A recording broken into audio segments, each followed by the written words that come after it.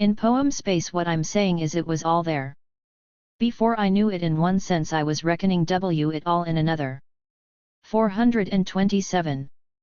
Zave Gayatri. Marta Harjano. I saw the whole universe in the black round of Cherry's open mouth. She was pushing smoke over me. Ceremony. Healing is found with being without. We pick at the fragments of our forgotten worse obliterated stories. We get lost, reach out. Reach and assume nothing is found.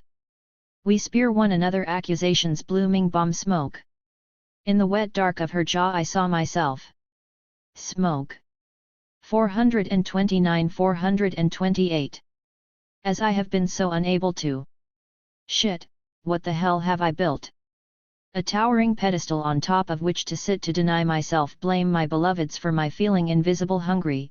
Alone the altar in a high corner of the Dyke Bar in Doctors F. Burns, F. hours cool in water, scarf swings, still a bruise blushes her eye, slow wind.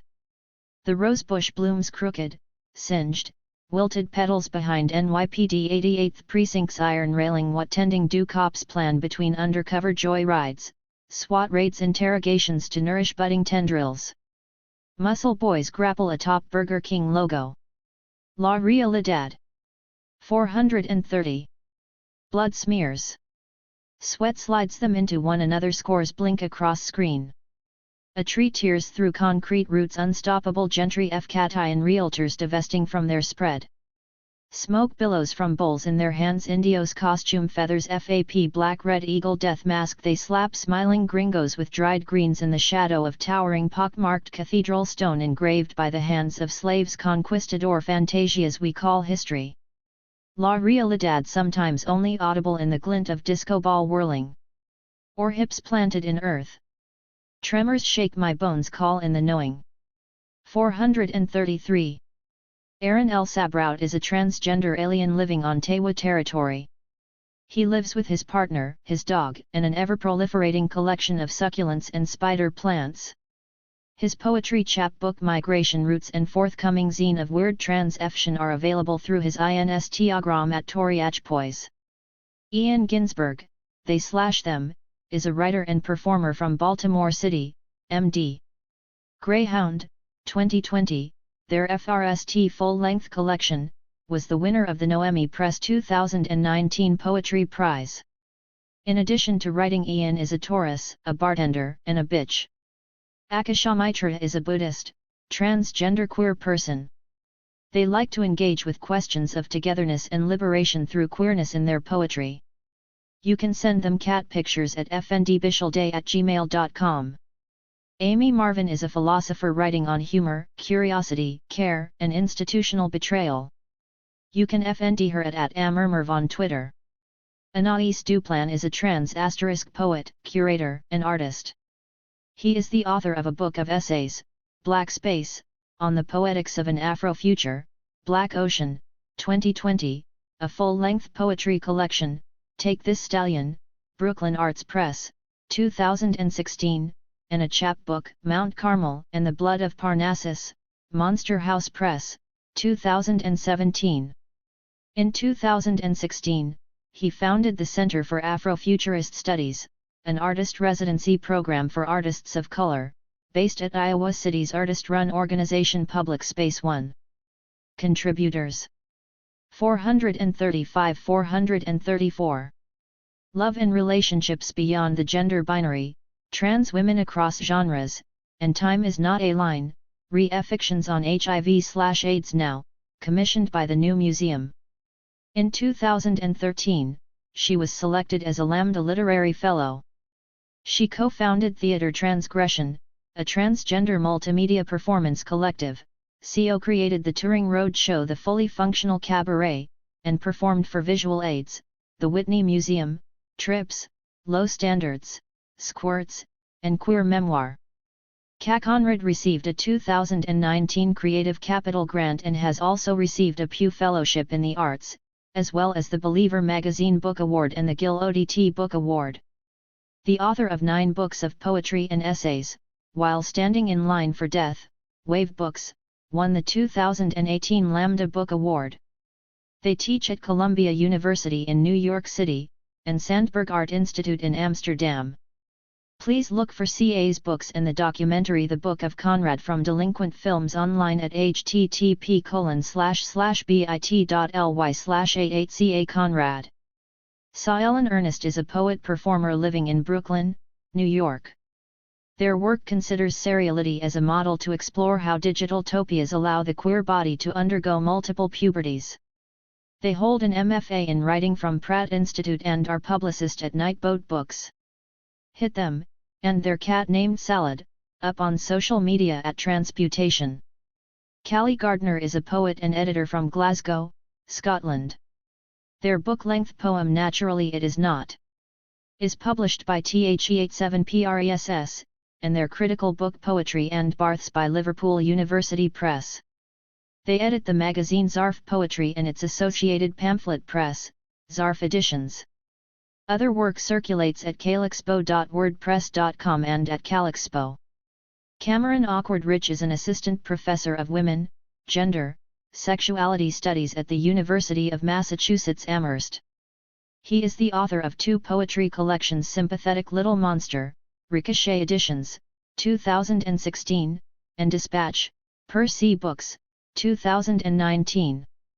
His other writing can be found in Signs, Science Fiction Studies, American Quarterly, Transgender Studies Quarterly, and elsewhere.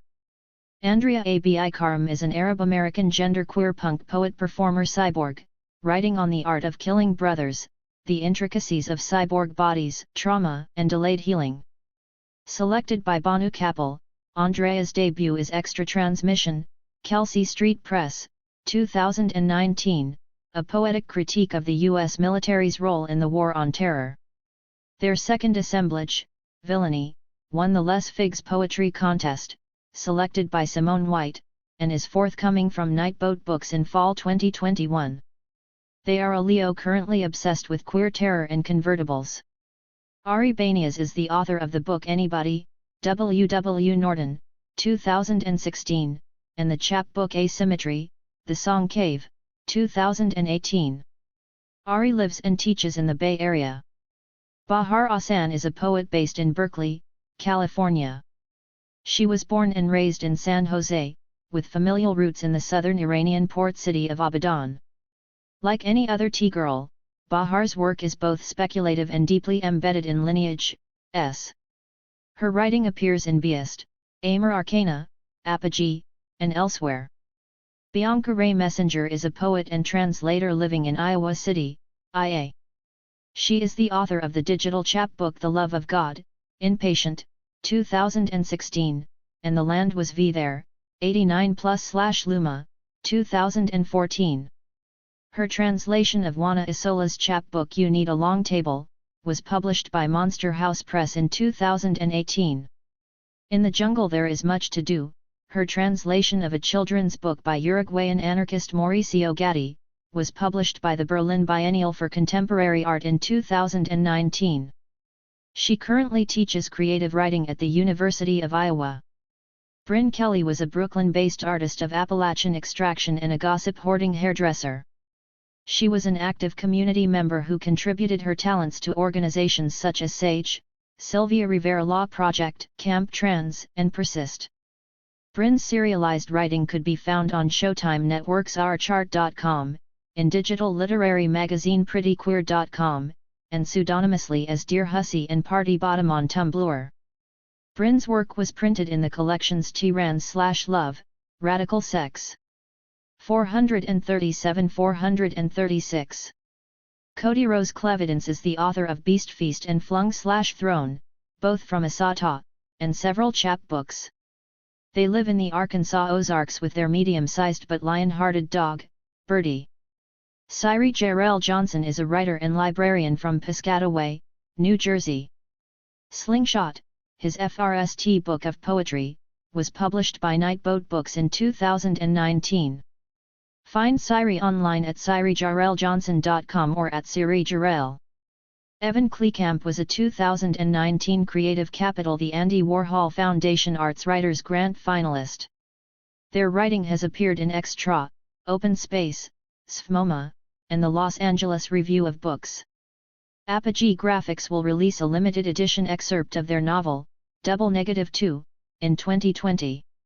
Their research interests include disability, prosthesis, psychoanalysis, and the lecture performance. Faye Chevalier is a Philadelphia-based poet and essayist. She is the author of the chapbooks Future.Text, Empty Set Press 2018, and FS_Wound, Accidental Player 2020, and her work has been featured in The Wanderer, Peach Mag, Witchcraft Magazine, The Tiny, and elsewhere. Some of her awards and recognitions include being the first poet ever to have work published in a cyberpunk tabletop RPG podcast, NeosCom 2018, and also a Pushcart nomination. Find her on Twitter where she cries about cyborgs, vampires, and having a body at @Bradcore. Harry Josephine Giles is from Orkney and lives in Leith. Their latest book is The Games from Outspoken Press, shortlisted for the 2016 Edwin Morgan Poetry Award. They have a PhD in creative writing from Stirling, CO direct the performance platform Anatomy, are now touring the poetry music video show Drone. www.harryjosephine.com. Hazel Avery is a poet currently based in Philadelphia. Her work is readily available online. She urges you to consider providing direct material aid to homeless folks. Caspar Heinemann is an itinerant non-denominational gay poet and artist from London, UK, interested in counterculture, mysticism, springtime, and irreverence. His FRST poetry collection Novelty Theory was published in 2019 by THE87 Press. Charles Theania is a poet and teacher from Brooklyn, where they're working to externalize interior farm landscapes. They are the author of art book Saw Palmettos, On Hormones, Community, and the Brain Time Continuum, Container, 2018, and the chapbook Which One is the Bridge, Topside Press, 2015. Qing-In Chen is a genderqueer Chinese-American hybrid writer, community organizer, and teacher. They are author of The Heartstraw FC, Arctoy/Red Hen Press, 2009, and Recombinant, Kelsey Street Press, 2017, winner of the 2018 Lambda Literary Award for Transgender Poetry, as well as the chapbooks How to Make Black Paper Sing, Spect. Books, 2019, and Kundiman for Kin, Information Retrieval for Monsters, forthcoming from Portable Press at Yo-Yo Labs and a finalist for the Leslie Scalapino Award. Chen is also the co-editor of The Revolution Starts at Home, Confronting Intimate Violence Within Activist Communities, South End Press, 2011, AK Press 2016, and Here is a Pen, an anthology of West Coast Kundiman poets, Coyote Press, 2009. They have received fellowships from Kundiman, Lambda, Watering Hole, Kinserat and Imagining America and are a part of Macondo and Voices of Our Nation's Arts Foundation writing communities. A community organizer, they have worked in Asian American communities in San Francisco, Oakland, Riverside, Boston, Milwaukee, and Houston. They are currently an assistant professor in the School of Interdisciplinary Arts and Sciences and the MFA in Creative Writing and Poetics at the University of Washington Bothell. Clara Zornado is a trans musician, writer, and performer who lives in Providence, Rhode Island. They write many letters, but publicize them infrequently. Clara is currently letting go of ephemeral discretion to make room for an open-hearted embrace of the epistolary. 439–438. Full-length manuscript about the Marx Brothers, from which these pieces are excerpted. Previously, another excerpt from this project, my poem about Groucho Marx, was published on Queen Mob's Tea House. Jessica Bett is a trans toad, or white woman. Her two chapbooks are Call It Pleasure, 2017, and Because I Must, 2018. Her work has appeared on the Internet, in various Instagram posts, in the Brooklyn Rail, and the Topos Press collection It Was Over When You Said What, 2016. More is available at anothernightanotherdream.com. Bett was born and resides currently in the state of Maryland. Jimmy Cooper is a Minnesota poet, fake punk, and zinister. They have been described as bad and loud, a heartthrob, and interesting, whatever that means. Their debut chapbook, Honey, I Think It's Time We Started Seeing Other Vandals, came out in September 2019, and you can FND them on Twitter at Immortel or Instagram at AnarchImmortel. Joe Barkey is a writer/editor/ice cream scooper/faggot living in Chicago. Their work can be found in Joyland Mag, Triangle House Review, Hobart, and Peach Mag. Jose Diaz is a queer Latinx poet and writer from San Jose, California. They studied creative writing at the University of California, Santa Cruz, and currently work as a bookseller in Cambridge, Ma. When not letting their fruit spoil, Jose is teaching themselves in sign to make poetry chapbooks. Joshua Jennifer Espinoza is a trans woman poet living in California. Her work has been featured in Poetry, Denver Quarterly, American Poetry Review, BuzzFeed, Poem A Day, Lambda Literary, the OFNG, and elsewhere. She is the author of There Should Be Flowers, Civil Coping Mechanisms 2016, and I'm Alive. It Hurts. I Love It. 2014, reprinted via Big Lux 2019. Joss Barton is a writer, journalist, and spoken word performance artist exploring and documenting queer and trans life, love, and liberation. Her. Holly Raymond is a PhD candidate at Temple University, where she teaches creative writing. Her chapbook Mall is Lost was published by Adjunct Press in 2018, and Heaven's Wish to Destroy All Minds is forthcoming from Marl Skarks. Other work has appeared in Bedfellows, Paint Bucket, The Volta, Boneless Skinless, and elsewhere. Ian Cara Elisanta is a black, queer, trans non-binary poet and cultural studies scholar. Winner of the 49th New Millennium Award for Poetry, Ian Cara's poems have appeared in The Feminist Wire, The Volta, Evening Will Come, Hinches de Posia, cur.ren.cy, and elsewhere. With abiding a affection for their hometown of Memphis, Ian Cara has also loved living and writing in Tucson, Brooklyn, and most recently, in southern Maine, where they are an assistant professor of gender and sexuality studies at Bates College. Jackie S. is a poet and novelist. No plugs or pedigrees for the moment, but keep your eye out. Jamie Townsend is a genderqueer poet and editor living in Oakland. They are half responsible for Elderly, an ongoing publishing experiment and hub of ebullience and disgust. They are the author of Pyramid Song, Above/Ground Press, 2018, and Sex Machines, Blush, 2019, and Shade, Eli's Press, 2015. An essay on the literary magazine Soup was published in The Bigness of Things, New Narrative and Visual Culture, Wolfman Books, 2017. They are the editor of Beautiful Aliens, a Steve Abbott Reader, Nightboat, 2019, and Libertines in the Anteroom of Love, Poets on Punk, Jet Tone, 2019. Jason Keary lives in Western Mass, where they attend the MFA for Poets and Writers at the University of Massachusetts Amherst. They are the assistant managing editor of Jubilat and the poetry editor for Cosmonauts Avenue. They host the Majestic Queer Lit Club Reading Series and the Hut Reading Series in Northampton, Ma. You can follow their reading series and publications on Instagram at mostly_like_being_left_alone and on Twitter at Jason Keary.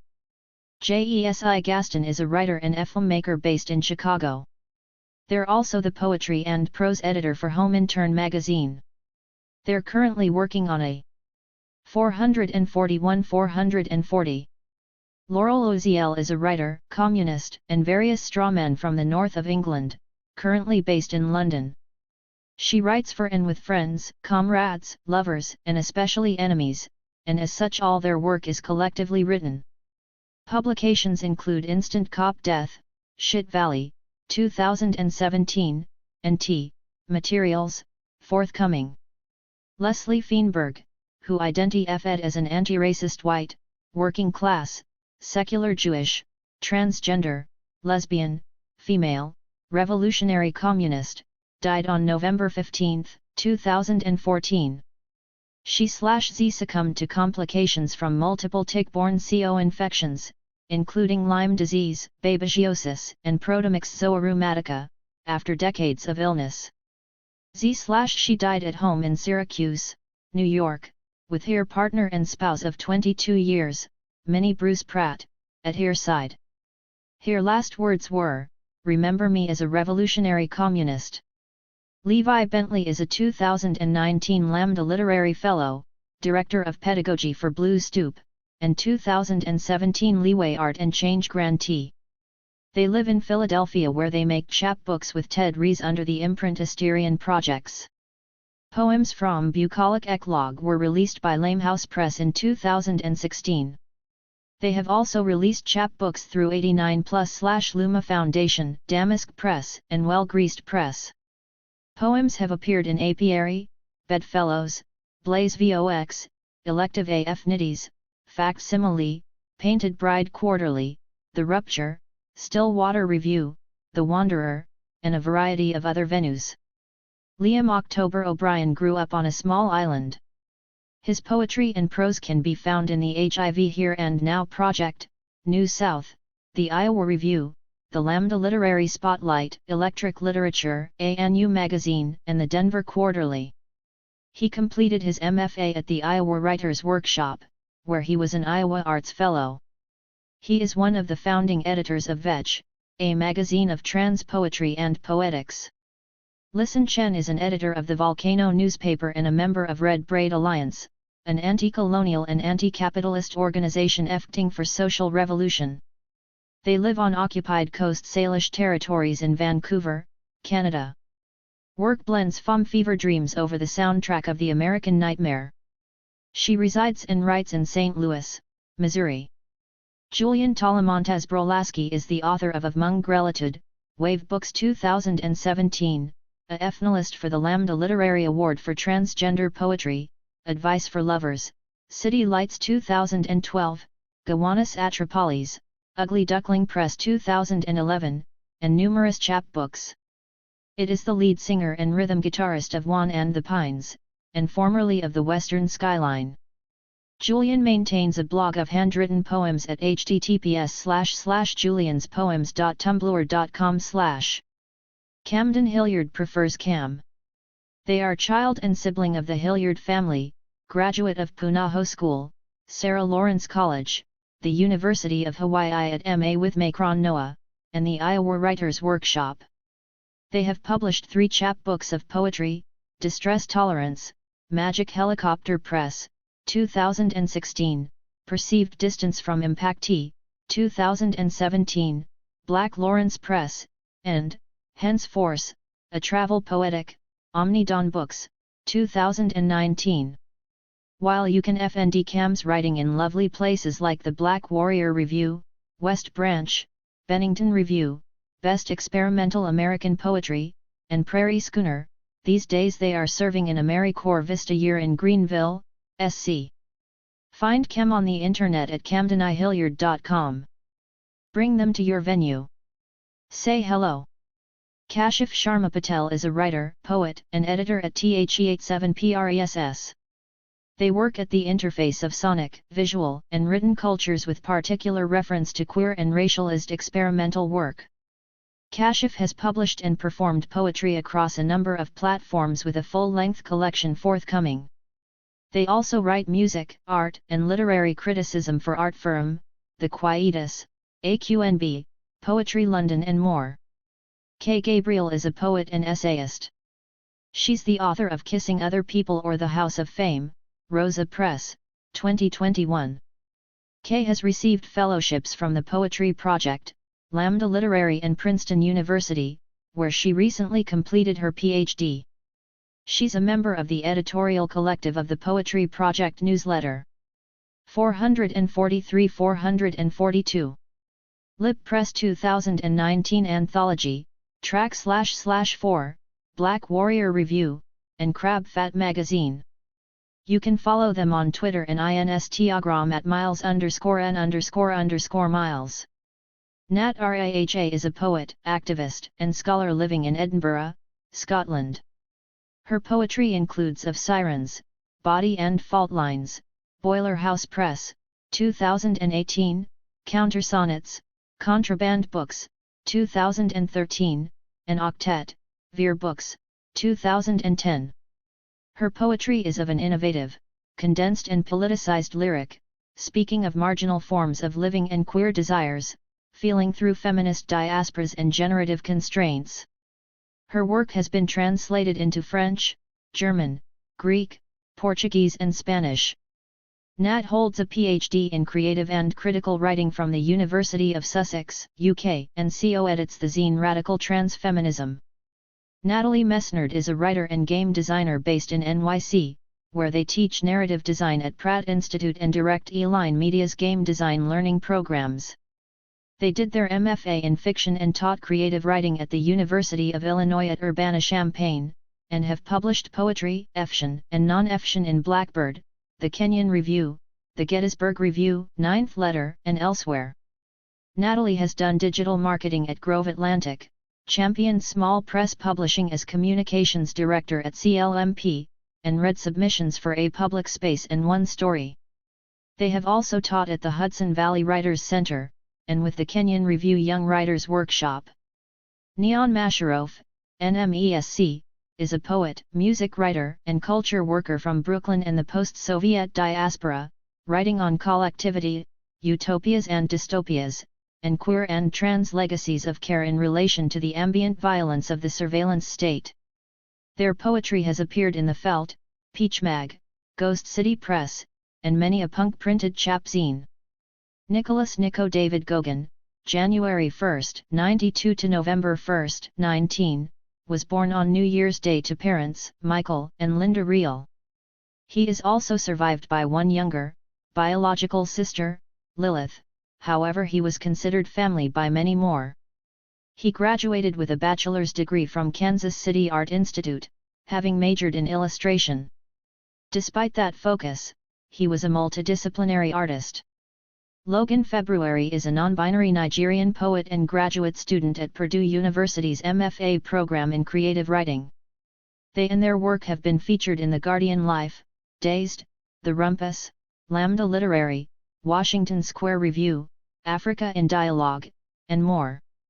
They are the author of In the Nude, Pank Books, 2021, and 3 chapbooks.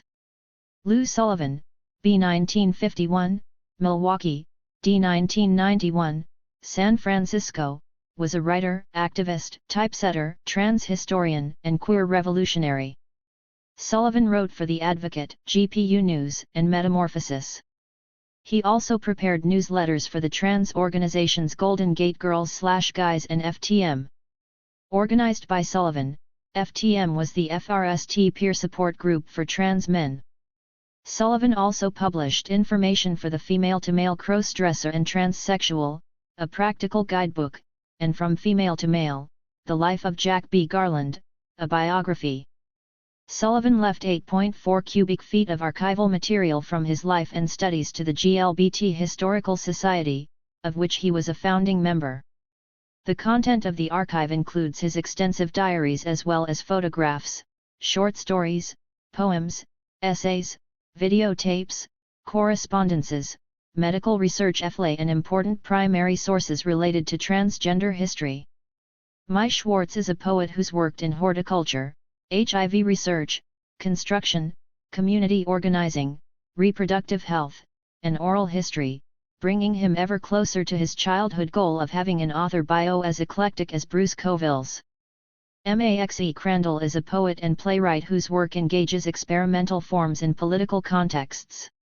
His book about AIDS archives and generational memory, The Nancy Reagan Collection, is forthcoming from Future Poem. Max produces a Poets Theater series at the Stud in San Francisco. Miles A.M. Collins Sibley received their MFA in poetry from UMass Amherst's program for poets and writers and is currently a PhD student in UMass Amherst's African American Studies Department.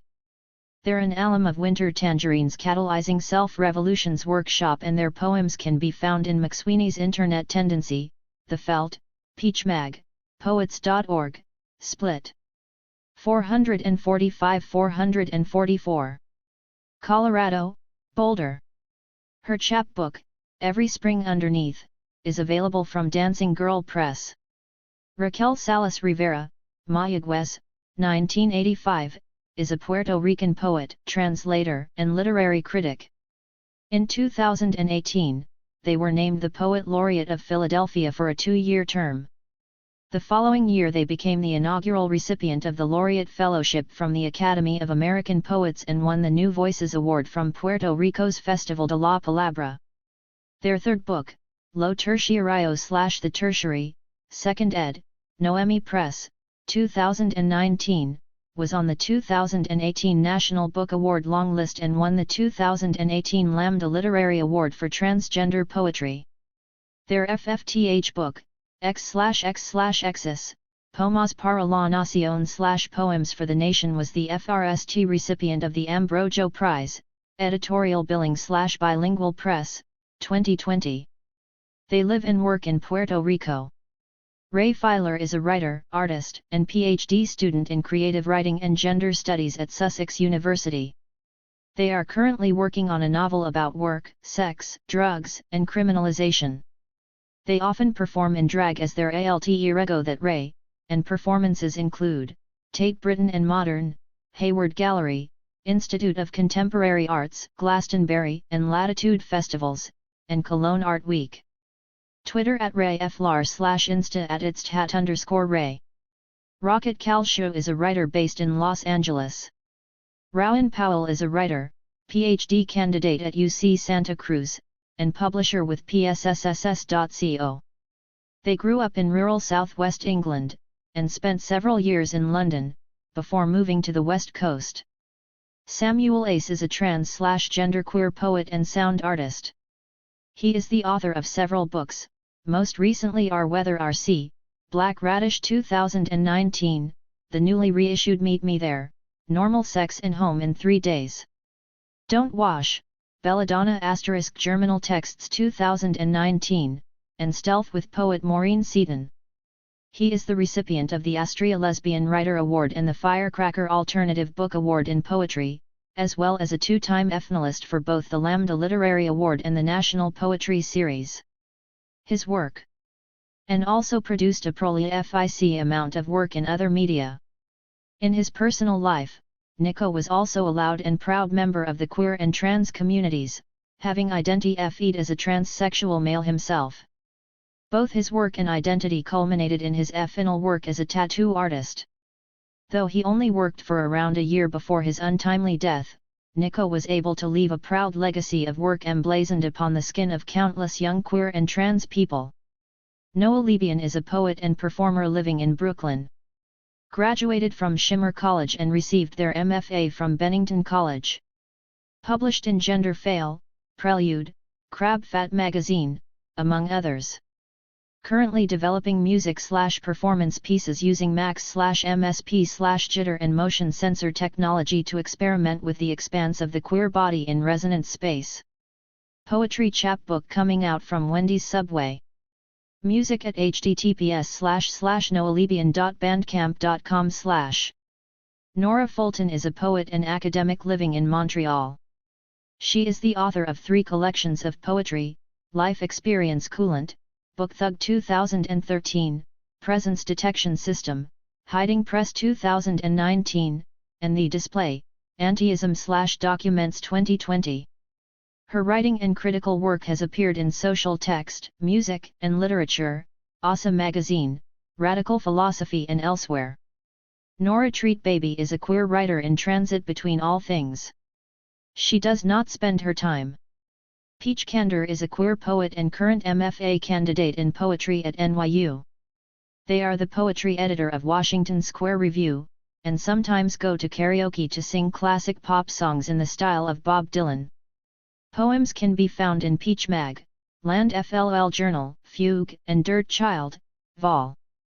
1, and other creative property can be found in the Sephora archives. Rachel Franklin Wood is a trans poet from Laramie, Wyoming, though she hasn't actually lived there for a while. She currently resides in Colorado, where she is a co-editor of Pulp Mouth and MFA candidate at the University of 447-446. Mixed Media Art, in 2018. They also edit for Roof Books.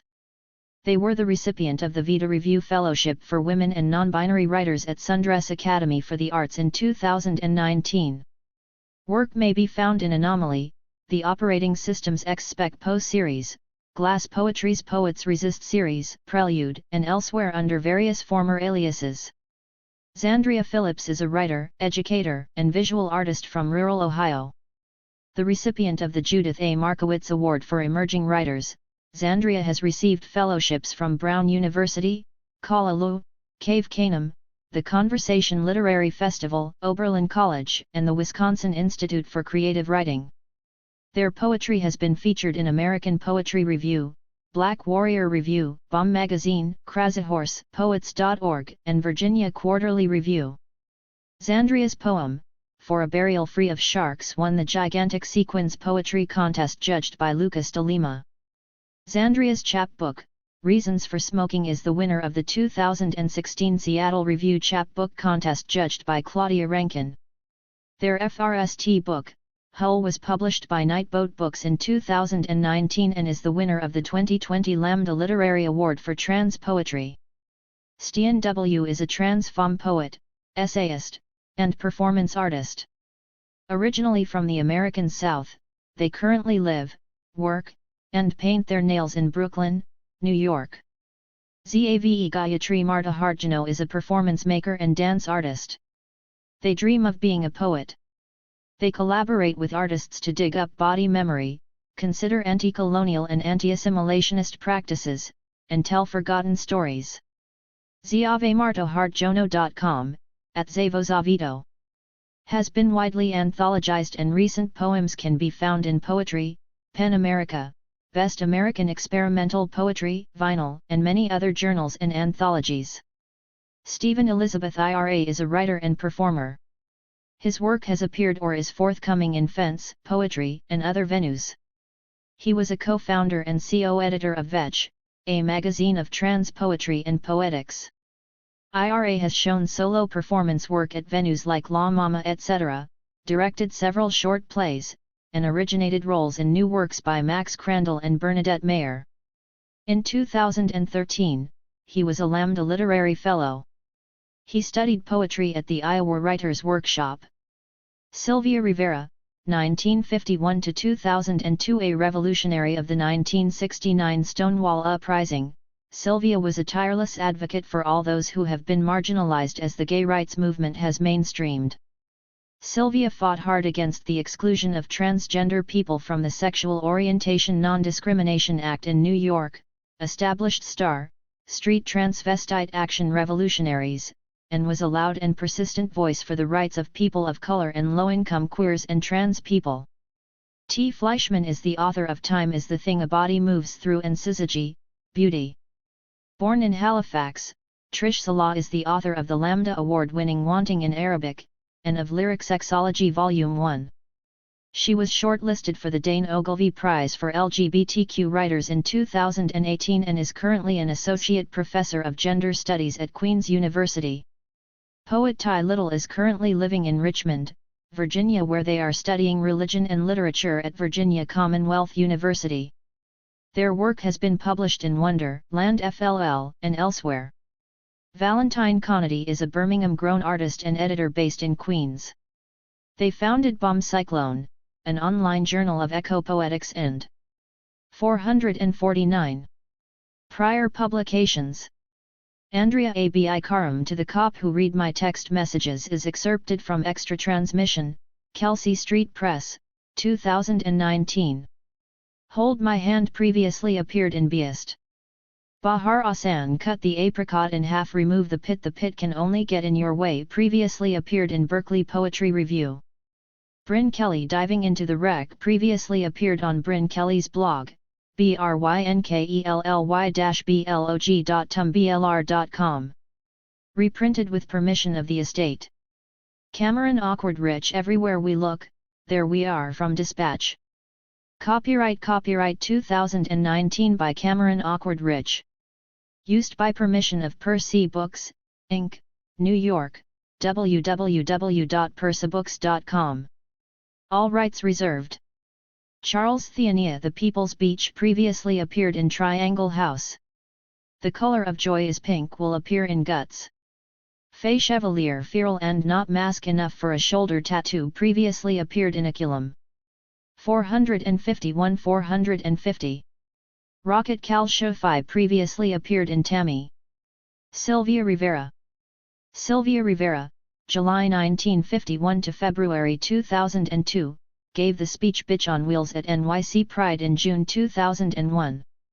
The editors encountered the speech in Street Transvestite Action Revolutionaries, Survival, Revolt and Queer Antagonist Struggle, Unterelli Press, 2013.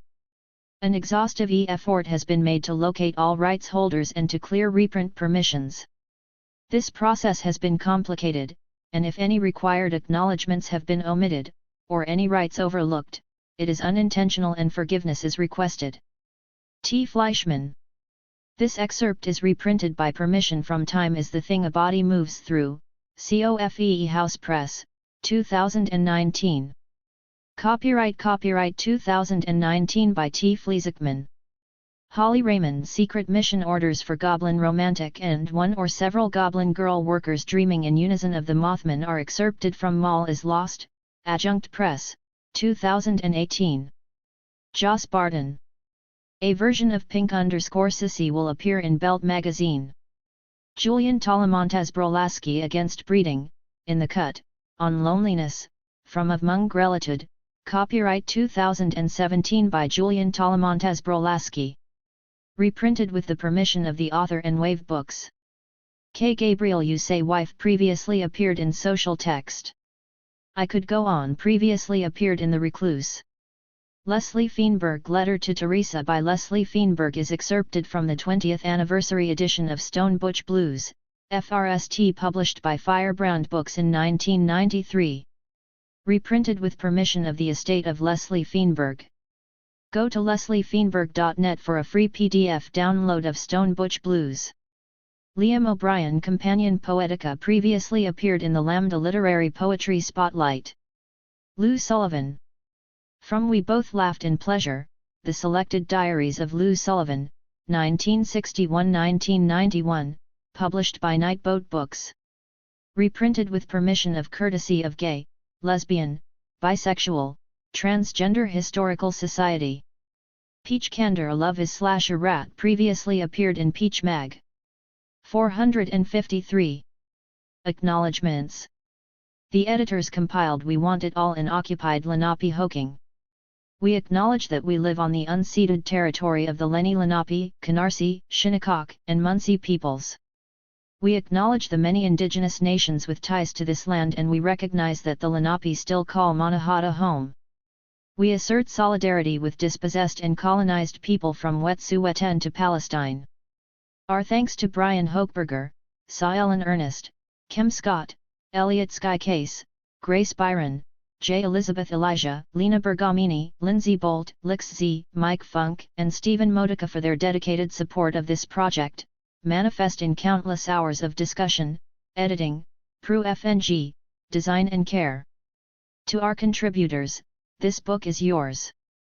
To our friends, lovers, abolitionist family, fellow organizers, collaborative freaks, perverts, poets, Adelaide Penelope, Ajuagarji Enzinga Greaves, Aldrin Valdez, Amy Death, Andrea Lawler, Andrea Marina, Andrew Brooks, Angel Dominguez, Anna Gordon Wachter, Ara Joe, Astrid Lorange, Bailey Blaisdell, Becca Tyke, Binks Iglesias, Brandon English, Bug, Caitlin Lowell, Kim Scott, Casey Platt, Cecilia Gentili, Celia Cooper, Cian Dorosho, Chilian Sherrod, Chris Nealon, Siren, Claire Grossman, Constance Augusta Zaber, Sid Nova, Dogon Brown, Danny Ton Nguyen, David Davis, Denise Benavides, Diana Hamilton, Disha Karnadyani, Divya Victor, Dorsey Bass, Elena Comey Del Junco, M.G. Sparrow, Emma Heaney, Eric Kostiuk Williams. 454. Erica Hodges, Itel Adnan, Evan Rachinsky, Gabrielle Civil, Gaines Parker, Gia Gonzalez, Graham Lamb, Greg Neeson, Hal Shreve, Heron Walker, ANDREA Blatt, Imani Elizabeth Jackson, Ivana Baranova, Jackie S., Jasper Poor, Jasmine Gibson, Jay Denner, J.I. Dodd, Joe Barkey, Joe Valdez, Joel Gregory, John Rufo, Jordy Rosenberg, Josh Billings, Joshua Clover, Julian Robinson, Jules Gleason, Jules Onrubia, Juliana Spar, Juliana Delgado Lopera, Kamlia Omaima Youssef, Claudia Perea, Kevin Killian, Khalil, Nijay, Kyle Dikian, Lana Barkai, Lara Durbach, Leela Wefer, Lena Aphrodite, Lena Salo, Lenora, Liam O'Brien, Lisa F., The Other Lises, Lix Z, Liz Rose, Lou Cornum, Luke Roberts, Mai C. Doan, Malina Bucherovic, Marie Buck, Marwa Helol, Mutaraho Macandran, Max, Maya Songbird, Merritt K., Michelle O'Brien, Mike Funk, Morgan M. Page, Morgan Vio, Mounia Abu Said, Muna Meyer, Naila Taman, Naomi Shihab Nai, Nicole Wallace, Nine Yamamoto, NMESC, Noah Ross, Parker Menzimer, Philip Meters, Rami Karim, Raquel Namuch, Rebecca Bolnaz, Riley Mang, Rio So Fa, Rosa Marin, Rosario Ines, Redun, Riley Lyman, Sehar Krabani, Serge Rodriguez, Sergio, Shiv Kacha, Sami, Salma Sharif, Sophie Jones, Sophie Lewis, Stacy Shimashak, Susie Exposito, Stephen Ira, Talitha Curie, Tanya Nguyen, Thora Seamson, Tom Davies, Tom Foxall, Tom Go Eisen Martin, Tori Peters, Valerie Redding, Victoria X, Wendy Trevino, Will Hughes, Xavier, Yanyi, Zane Jukadar. Bryn Kelly's essay in this volume quotes the late activist Francis Golden, "Your life will be made sweet by comrades and friends, as you make ours." Nightboat Books. Nightboat Books, a non-pro-FT organization, seeks to develop audiences for writers whose work resists convention and transcends boundaries. We publish books rich with poignancy, intelligence, and risk. Please visit nightboat.org to learn about our titles and how you can support our future publications. The following individuals have supported the publication of this book. We thank them for their generosity and commitment to the mission of Nightboat Books. Kazim Ali, Anonymous, Jean C. Ballantyne, Fogios Giovannis, Amanda Greenberger, Elizabeth Modica, Benjamin Taylor, Peter Walder, Jerry Whitefeld and Richard Modica. In addition, this book has been made possible, in part, by grants from the New York City Department of Cultural Affairs in partnership with the City Council and the New York State Council on the Arts Literature Program.